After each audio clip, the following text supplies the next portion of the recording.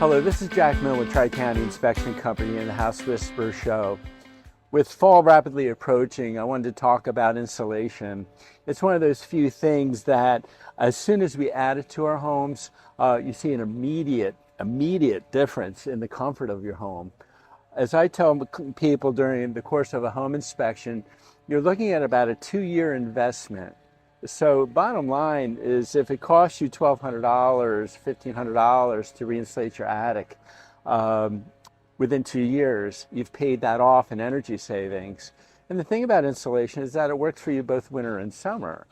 So the worst time to put insulation in, unfortunately, is over the summer, because you're paying what I call battle pay. Those attic environments get up to 110 to about 150 degrees during the summer months, so it's hard to get a contractor to go ahead and get up in there and take care of it. But now is the time to do it.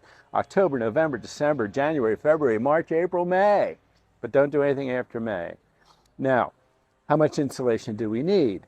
In today's new construction, we're seeing 14 to 16 inches. So I told my clients to do the math. If you have 6, add 9. If you have 9, add 6. If you have 12, add 3.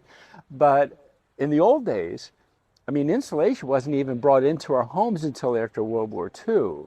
So if you live in one of our city environments in an older style home, you may not have any insulation. So, and if that's the case, your heat's literally going through the roof, and your heat is then coming down through the ceiling in the summer months. So you need to really create a protective barrier between that attic space and where you live beneath it. Again, insulation is cheap. Can you do it yourself? You can. I don't encourage it though, because most people are not handy. And if that's the case, if you don't step properly onto the joists, you fall through. And that's dangerous. In today's newer homes, the on-centers are 24 inches. In the old days, they were 16.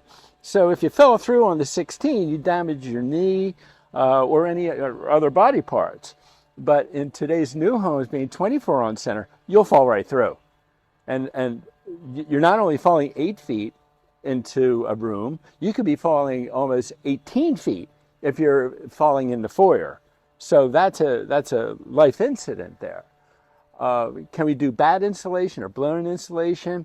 Today I'm seeing more blown insulation. There's 2 types. There's fiberglass, which looks like white snow, and there's cellulose. And cellulose is recycled newspaper with a fire retardant. It's denser. Sometimes it starts this thick but settles down to that thick. The cellulose is extremely agitating to your lungs and to your sinuses. So whenever I'm in an attic, I do wear a respirator just because of that fact.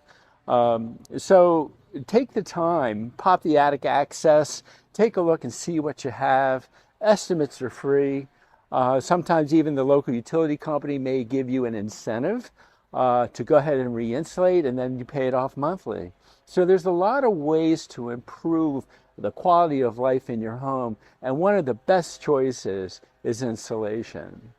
So if you like the comment, please push the subscribe button below. If you have any questions for me, please reach out to me at hello@tricountyinspectors.com, and we'll catch you next time.